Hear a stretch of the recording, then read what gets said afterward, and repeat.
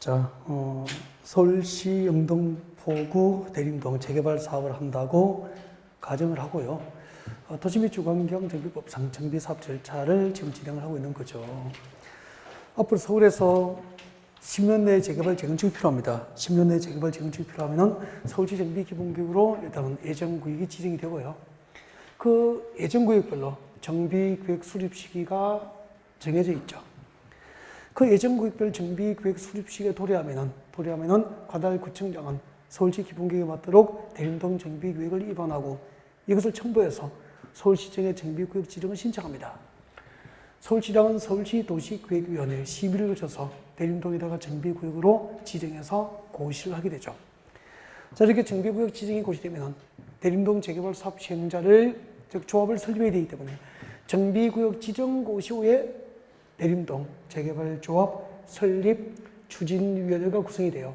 추진위원회에서 조합 설립을 인가 신청하기 위해서 정가를 만들고 동의 요건을 갖추어서 영등포구청장으로부터 대림동 재개발 조합 설립 인가를 신청합니다.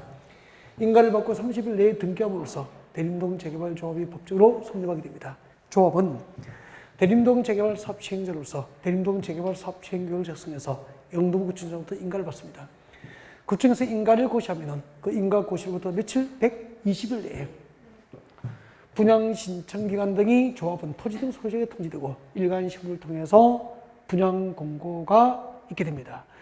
분양 공고를 보고 이제 분양 신청 기간 내에 분양 신청을 희망하는 토지 등 소유자들은 분양 신청을 하게 되는 거죠.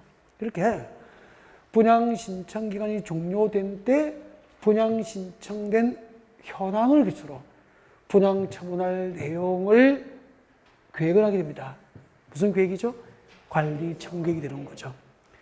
여러분 교재 337페이지 제일 위에 정비사업 시행자 조합에서는 미칠 거예요. 분양 신청 기간이 종료된 때 줄 거예요. 이게 관리 처분계획 작성 시기에 되는 거죠. 분양 신청 기간이 종료된 때 분양 신청된 현황을 기초로 다음 사항에 포함된 관리 처분계획을 수립해서 시장구청으로부터 인가를 받아야 됩니다. 그때 다음 사항이 포함되어야 되니까 관리 처분계획에 포함되어야 할 내용이 박스에 나와 있죠.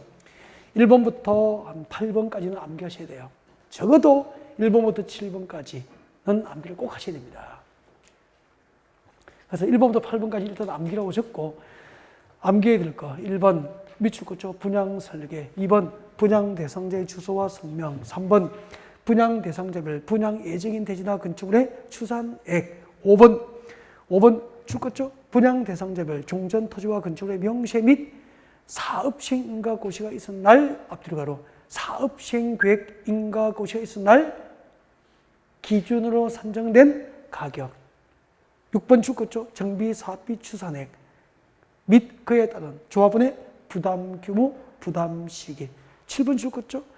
분양 대상자별 종전 토지나 건축물에 관한 소유권입니까? 소유권 왜 권리입니까? 소유권 왜 권리 명세 8번 세입자 손실 보상을 위한 권리 명세와 그 평가액 등을 관리 처분으로 결정하게 됩니다. 여기까지 암기를 하셔야 되고요. 고개를 들어주시면 암기를 해드리죠. 뭐. 지금 여기는 이제 관리 처분계획 인가고시가 났죠.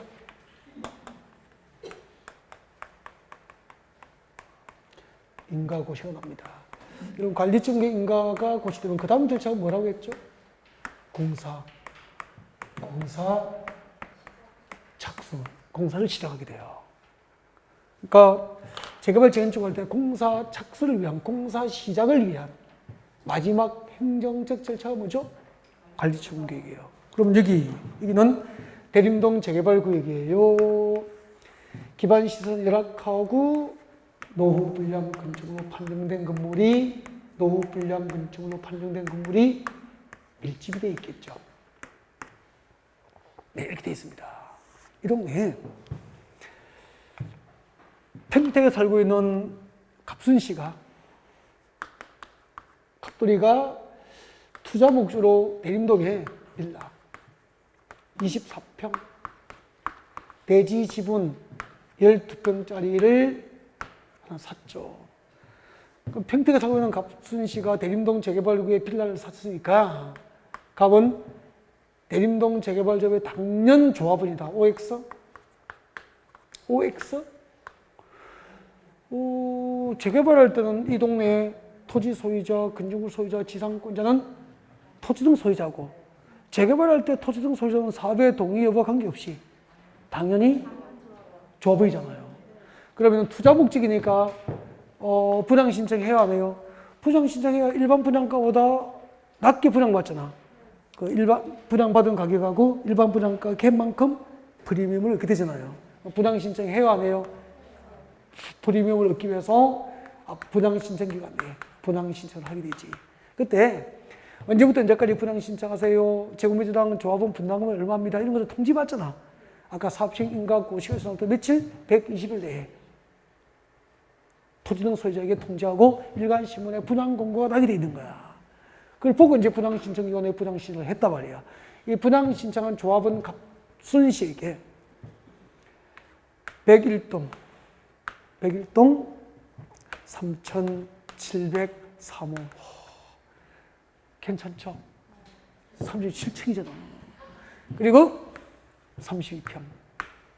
이렇게 분양 신청한 조합은 누구에게 몇 평짜리 아파트, 몇 동 몇 호를 줄 것인지를 설계합니다. 이것이 뭐죠? 분양 설계.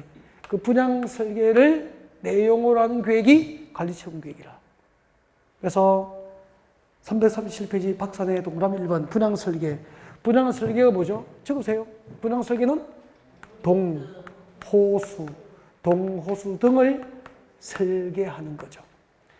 분양 신청한 조합원에게 분양해야 될 아파트, 동호수 등을 설계하는 겁니다. 그 다음에 이제 동호수가 설계됐죠. 갑에게는 조합원 갑에게는 101동 3,703호를 분양할까. 동호수가 설계되면은 이 101동 3,703호를 분양받을 자 갑의 주소와 성명을 관리처분계획으로 밝히게 되는 거죠. 그럼 잠깐만요. 여러분 부동산 하실 때 관리처분계획을 보면은 주소, 어디에 살고 있는 누가 재개발이 끝나면 몇 평짜리 아파트, 몇 동 몇 호를 받는지 알게 되는 거야. 그 정보를 담고 있는 게 관리처분계획이야. 그 다음에 이 분양 대상자 갑에게 분양 예정, 갑에게 분양 예정인 대지, 분양 예정인 대지와 건축물은 여보세요. 관리처분계획 이후에 공사 들어가잖아. 그 관리처분계획 만들 때는 아직까지 조합원에게 분양 예정인 대지나 건물은 있습니까? 없습니까? 없으니까 분양 예정인 대지나 건축물은 가격입니까? 추산액입니까? 추산액이라고 한 거야. 아직까지 관리처분계획 단계에서는 분양 예정인 대지나 건축물은 없으니까 앞으로 건설해야 되니까 가격을 모르고 추산액이라고 한 거야. 그러면은 분양 신청한 갑에게 분양 예정인 32평 아파트 101동 3,703호의 추산액은 5억이다. 이렇게 했지. 추산액을 정하는 거예요. 그 다음에 거기 5번 돼 있을 거야. 거기 5번. 분양 대상자별 종전 토지 맞습니까? 분양 대상자별 종전 토지와 건축물의 정확한 명세표하고 명세 및 언제? 사업시행계획, 인가고시, 사업시행 인가고시가 있은 날 기준으로 산정된 가격을 관리처분을 정한다 이 말이야. 그러면은 분양 신청한 조합원의 종전 토지와 건축물의 가격을 산정하는 기준자는 언제입니까?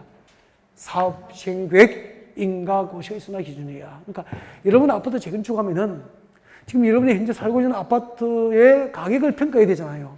그 가격을 산정하는 기준이 사업시행계획 인가고시가 있으나 기준이란 말이야. 알겠죠? 사업시행계획 인가고시가 있으나 기준으로 갑돌이의 종전 빌라하고 24평, 대지 지분 12평을 평가하니까 4억이라. 4억. 얼마 주고 샀죠? 3억 주고 샀지. 3억 주고 샀었지. 그 사이에 얼마 오른 거죠? 공식적으로 1억이 넘게 평가된 거야. 근데 분양 신청 갑에게 분양 예정인 대지나 그쪽의 추산액은 얼마죠? 5. 분양 신청 갑의 종전 토지와 건축의 가격은 얼마 평가됐죠? 4억. 얼마 내놓아야 됩니까? 1억을 내놓아야 시아파트 입주권을 받게 되는 거야. 소유권을 넘겨받게 되는 거야. 알겠죠? 얼마 내놓아야 됩니까? 1억 내놓아야 되는 거야. 근데 분양가 5억이었죠? 근데 시가는 5억입니까? 8억입니까? 8억. 그죠? 3억 주고 샀는데 사업 시행 계획인가 그 시행시로 4억으로 평가됐죠? 1억 벌었잖아.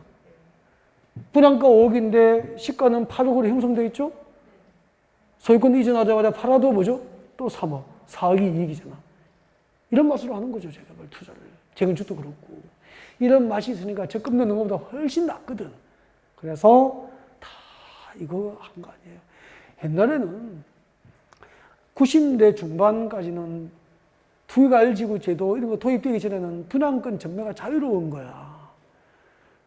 그때는 부동산에도 고소도 치고 놀다가 재개발 딱지만 사고 팔고도 1년 남편 연봉을 버는 거야. 사모님들이. 그래서 재산을 일구게 된 거죠.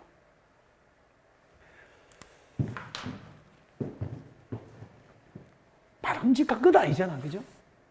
바람직한 건 아닌데. 국토는 생산이 가능합니까? 한정되어 있습니까? 땅은 한정되어 있잖아. 경제 규모가 커지면 클수록 공장 지어야 되고 아파트 지으니까 땅은 계속 필요하잖아. 전쟁에서 빼앗을 수가 없잖아, 지금은. 그죠? 그러니까 땅은 영원한 거죠. 가치가 자꾸. 여기까지 자연스럽게 암기가 동호수 결정하는 그 분양 설계. 동호수가 결정되면 그 결정된 동호수를 분양받을 자의 주소와 성명. 분양 신청한 조합원에게 분양 예정인 대지나 건축을 추산해. 사업시행 인가 고시의상의 기준으로 산정된 종전 토지와 건축물의 가격. 그 다음에 조합원 그럼 아까 노후 분량주는 재개발이니까 철거하죠? 이거 철거하고 기반시설 확충하고 새 아파트 지어야 되잖아.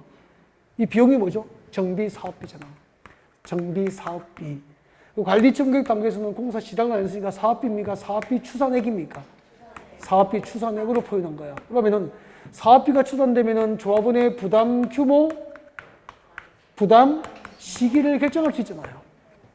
그죠? 부담 규모, 부담 시기가 결정되는 거죠.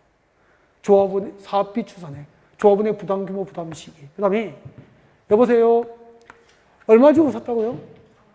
아까 평택에 살고 있는 갑돌이가 대림동 재개발구의 빌라 24평 12평짜리를 3억 주고 샀잖아요.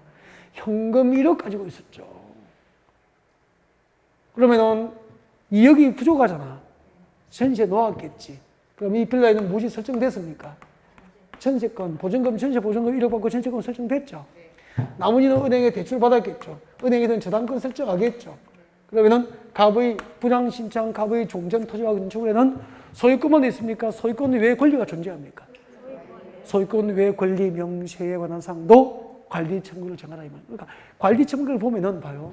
전세권 설정되고 저당권 설정되면 저당권 설정되니까 이 집은 대출이 있구나. 전세권 설정되는 이 집은 주인입니까? 실소유자입니까? 투자자입니까? 투자자구나.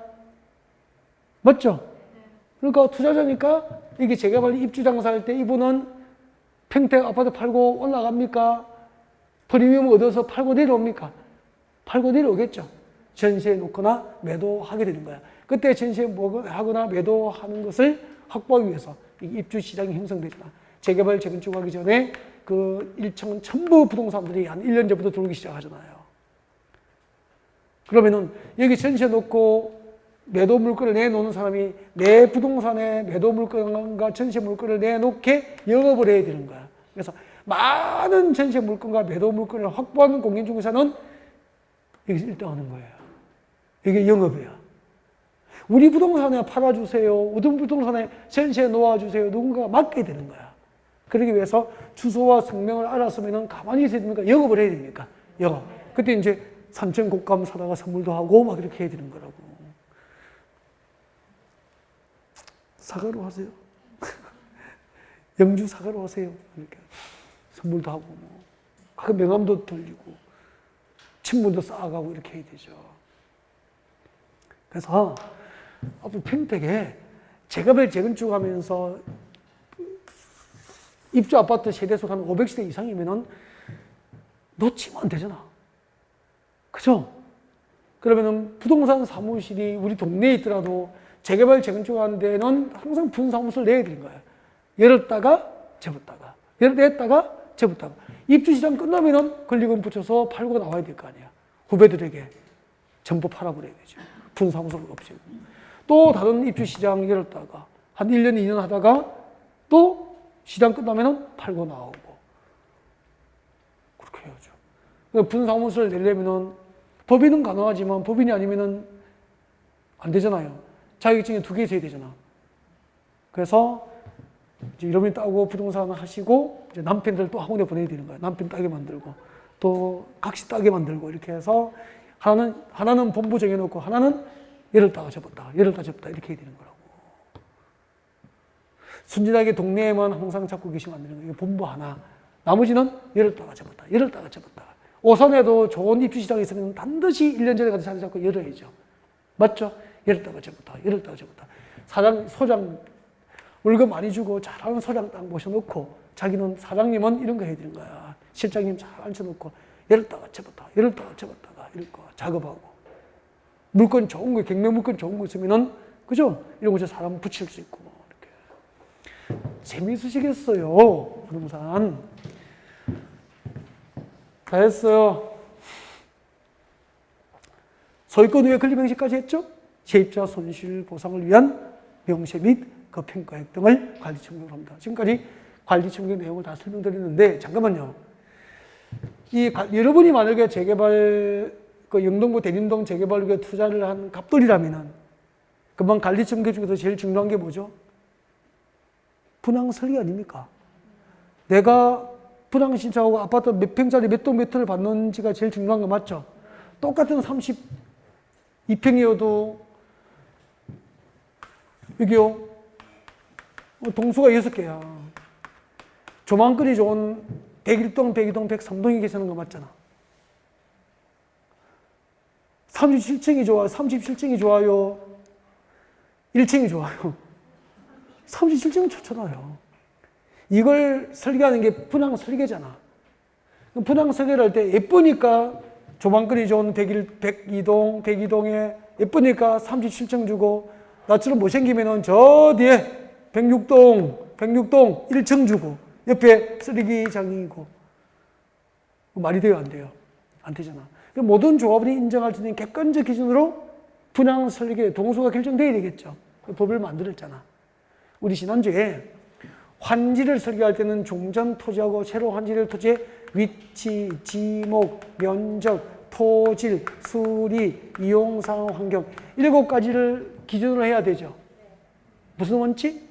적응 환지 원칙. 그 중에서 관리 처분계획 작성 기준, 즉 아파트 동호수를 결정하는 기준은 면적, 이용 상황, 환경 시계야. 자, 여러분 교재 338페이지. 제일 위에 3번 작성 기준, 관리 처분계획 작성 기준이죠. 무슨 기준? 관리 처분계획 작성 기준. 그때 관리 처분계획 작성 기준은 분양 설계 기준이죠. 아파트 동호수를 결정하는 기준이라고 얘기해요. 아파트 동호수를 결정하는 기준 원칙 볼게요. 아파트 동호수를 결정할 때는 조합원의 종전 토지와 건축물에 뭘 기준으로 합니까? 동그라미예요. 면적, 이용 상황, 환경. 이 세 개를 외워야 돼요. 이 세 개를 종합적으로 고려해서 아파트 동호수를 결정합니다. 이게 원칙인데 예외가 있죠? 예외 봅니다. 예외. 지나치게 좁거나 넓은 토지나 건축물은 넓히거나 좁혀서 대지나 건축물이 적정한 규모가 되도록 할 수 있죠. 뒤에다 빨리 적어요. 정황권. 빨리 적으시라고. 정황권, 감황권. 우리 정환지, 감환지 배웠죠? 똑같은 개념이잖아요. 권리를 행사할 수 있는 면적 규모를 크게 해주면 정황권. 권은 권리죠.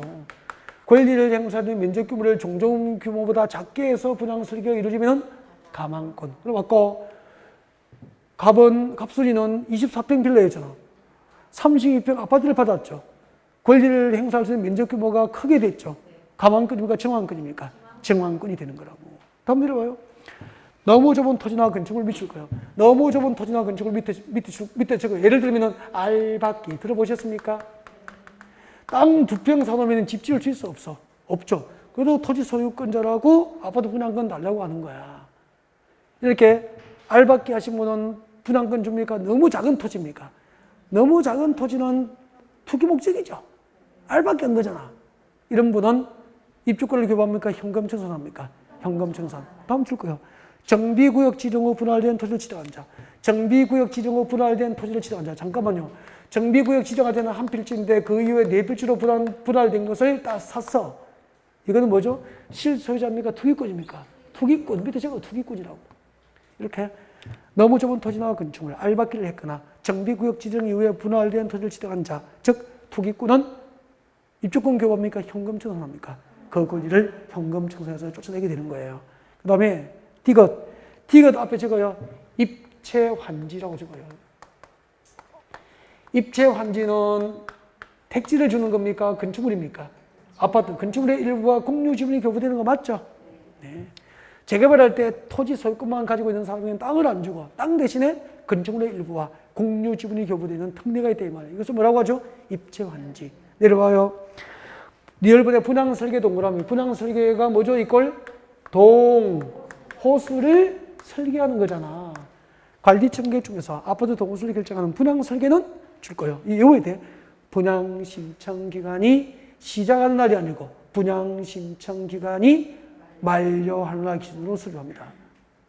그 말을 바꾸게 가면은 분양신청기간이 만료되기 전에 특정이 되게 아파트 동호수를 결정해서는 안 된다는 뜻이에요. 특혜분양 방지 규정이에요. 그 다음에 미원본 별표 1주택 공급 원칙이죠. 1세대 동그라미, 1명 동그라미. 1세대 또는 1인이 하나 이상의 주택과 토지를 소유하더라도 줄 거죠. 몇 주택? 1주택 공급이 원칙이고 같은 시대에 속하지 않는 줄 거세요. 2인 이상이 1주택과 1토지를 공유한 경우 두 사람 이상이 한 개의 주택과 한 개의 토지를 뭐 했죠? 공유 동그라미. 공유하더라도 1주택 공급 원칙이에요. 그래서 이렇게 보여요. 1세대 1인 공유자 모두 1주택 공급을 원칙으로 합니다. 아셨죠? 네. 근데 비억 1주택 공급 원칙에 대한 특례가 있어요. 별표 2개. A번 들어와요. 2인 이상의 한 개의 토지를 공유한 경우 미칠 거예요. 2인 이상의 한 개의 주택입니까? 한 개의 토지입니까? 1토지 동그라미. 두 사람이 이상의 한 개의 토지를 공유한 경우에는 시도조례로 주택 공급 숫자를 따로 정할 수 있어요. 알겠죠? 그때 시도조례로 따로 정한 경우에는 줄 거예요. 시도조례로 정하는 바에 따라서 주택 공급이 가능하다 이 말이야.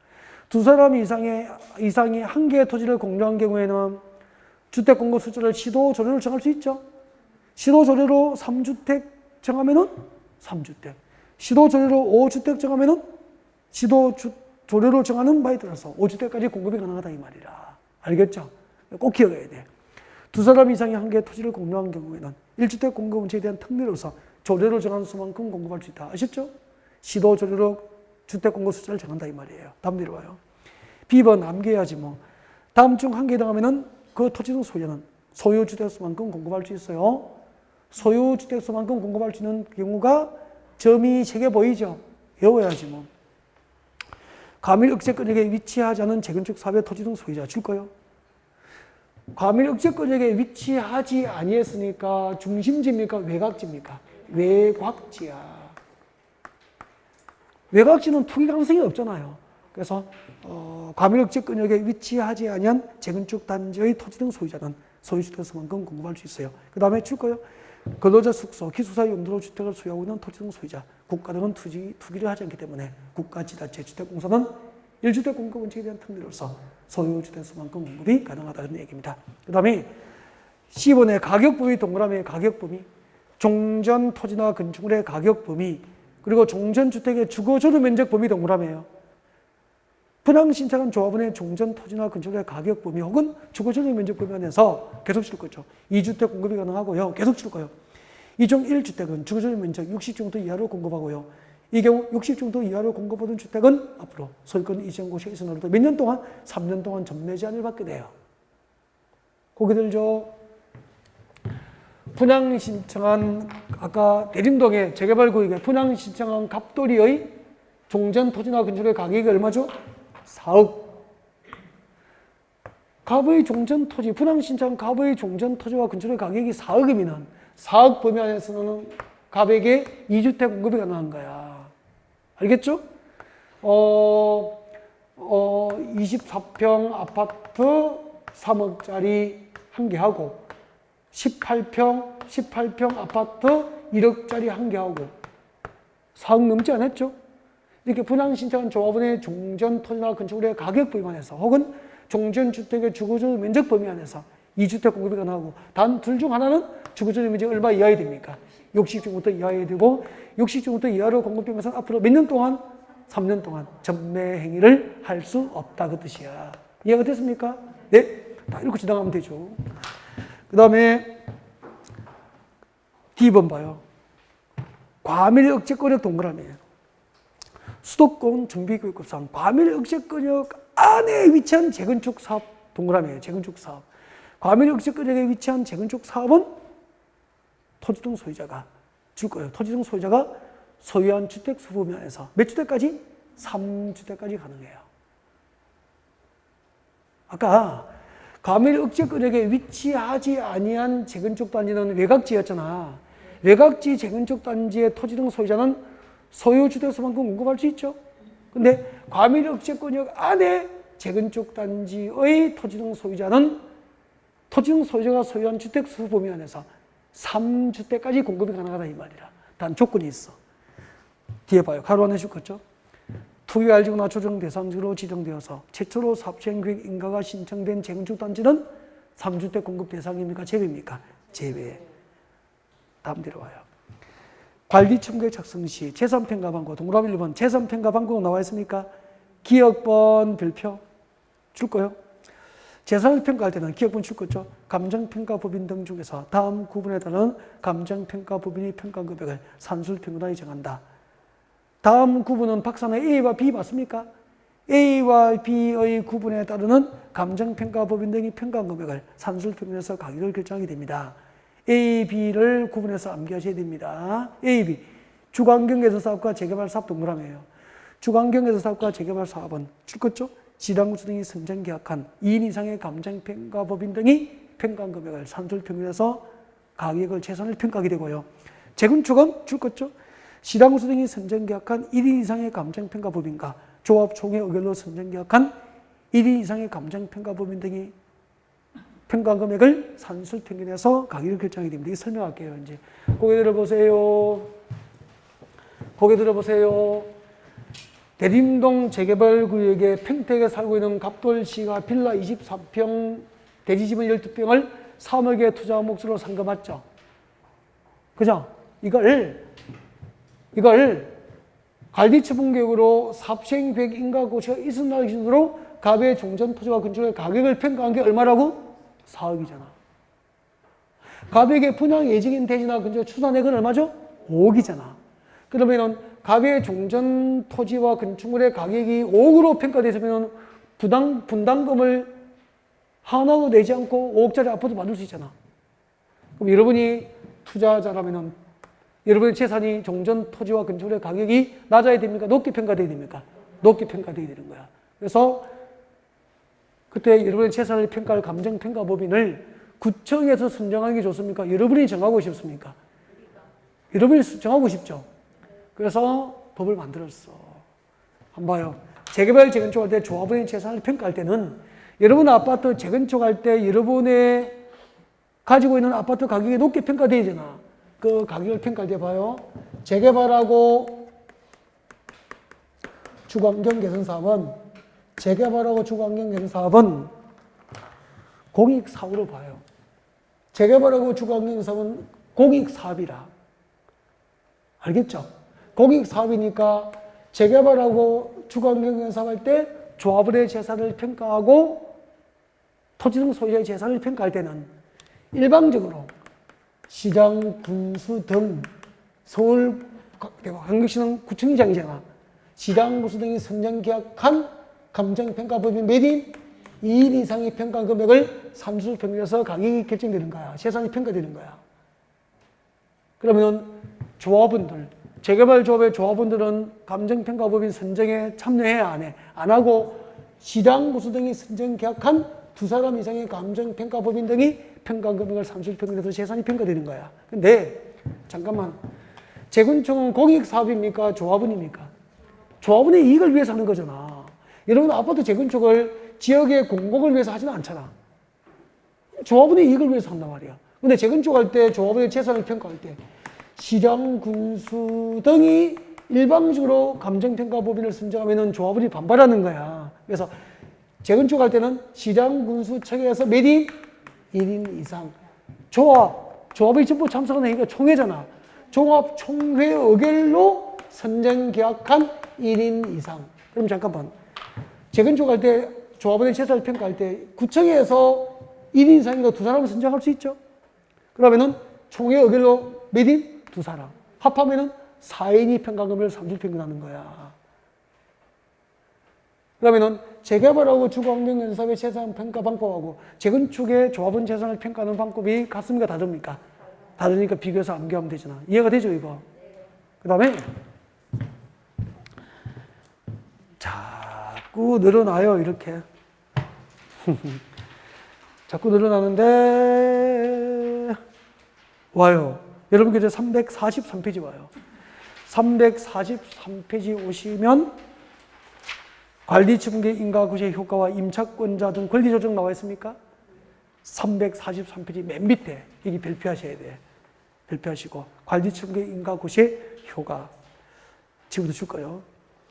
종전 토지나 건축물 소유자, 지상권자, 전세권자, 임차권자 등 권리자는 관리처분계 인가구제가 있을 때부터 소유권 이전 고시의 날까지 종전 토지나 건물에 대해서 뭐 할 수 없다? 사용 수익할 수 없다. 사용 동그라미, 수익 동그라미. 다만 다음 중 한 개에 들어가면, 즉 다음 박살에 들어와요. 사업시행의 동의를 받은 경우에는 그러하지 아니하다. 책 좀 넘겨요. 지당권 등 계약에 해지 줄 거예요. 지금도 읽으면 계속 줄 거예요. 정비 사업 시행으로 인해서 지상권, 전세권, 임차권 등 설정 목적을 달성할 수 없는 때 그 권리자는 계약을 해지할 수 있다 없다? 있다. 계속 줄 거예요. 계약을 해지할 수 있는 자가 가지는 전세금, 보증금, 그 밖에 계약성의 금전 반환 청구권은 누구에게? 사업시행자에게 행사합니다. 사업시행자 동그라미.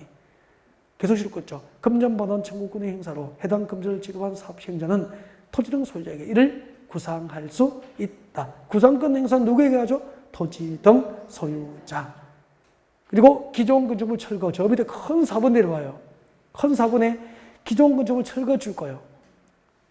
철거 시기, 사업 시행자는 줄 거죠.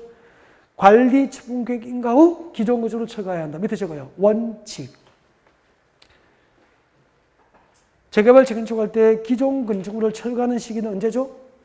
관리 처분 계획 인가 후 기존 건축물을 철거하는 게 원칙인데 내려오세요. 줄 거죠. 사업 시행자는 다음 중 한 개 되려면은 다음 중 한 개, 즉 박살의 동그라미 1번 줄 거죠. 기존 두 번째 줄 거예요. 기존 건축물의 붕괴 등 안전사고 우려가 있거나 2번 줄 거예요. 폐공과 빈집이죠. 폐공과 밀집으로 범죄 발생 우려가 있을 경우에는 올라가요. 계속 줄 거죠. 기존 건축물 소유자의 동의 동그라미, 시당수 등의 허가 동그라미, 허가를 받고 해당 건축물을 미리 철거할 수 있다 없다? 있다.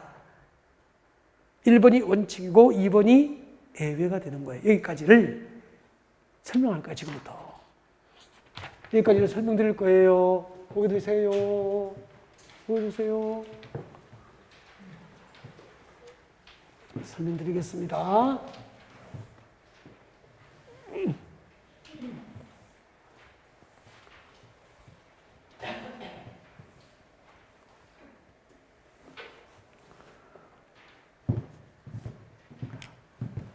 힘드시죠? 돌아가실 만큼 힘들고 그렇진 않죠. 네. 자, 봐주시고요. 관리중개 인가고시 이후에 절차가 뭐죠? 대림동 재개발구에서 공사에 들어가잖아요. 그럼 이게 사람이 살고 있으면 돼, 안 돼? 안 되잖아. 그래서 관리중개 인가고시에서는 그 법적 효과로서 정비구역 안에 종전토지나 건물에 대해서 사용가 수익이 법적으로 정지되는 거예요. 사람 못 살아요. 정비사업주에서 관리중개 인가고시 이후에는 정비구역 안에 있는 종전토지나 건물에 대한 사용수익이 법적으로 정지된다 이 말이라. 사용수익을 할 수 없게 된 종전토지나 건축물에 설정된 지상권, 전세권, 임차권은 의미가 없잖아요. 그래서 관리중개 인가고시 있을 때 정비구역 안에 종전토지에 설정된 지상권, 전세권 등 계약은 일방적으로 뭐 할 수 있죠? 해지를 법으로 보장해 주는 거야. 전세 계약과 임차권 계약을 해지하면은 그냥 이사 가야 됩니까? 보증금 받아야 됩니까? 그로 인한 금전, 전세 보증금, 금전 반환을 청구할 수 있는 거야. 누구에게? 시행자, 조합은 아니고 사업 시행자에게. 그러면은 집주인 대신에 사업 시행자, 조합에서 전세 보증금과 임차 보증금을 지급하겠죠. 하고 사업 시행자는 집주인에게 구상권 행사하는 거야. 집주인이 누구죠? 토지 등 소유자. 그 다음에 그러면 이제 전세계약, 임차권 계약 해지하고 보증금 돌려받으면은 여기 세입자하고 임차권자하고 전세권자, 집주인은 눌러 앉아야 됩니까? 이주해야 됩니까? 이주. 동네가 텅 비었잖아. 이렇게 관리 중개 인가 후에 법적으로 사용수할 수 없게 된 종전 토지나 건축에 대한 전세 계약 등을 해지하고 이주하고 동네가 텅 비면은 그때 뭐죠? 기존 건축으로 철거하는 게 원칙이다 이 말이라. 근데 재개발 공사가 가까워지면 미리 이사 가시는 분이 있잖아. 폐공가, 빈집이 밀집되어서 범죄 가능성이 우려가 있거나, 그 다음에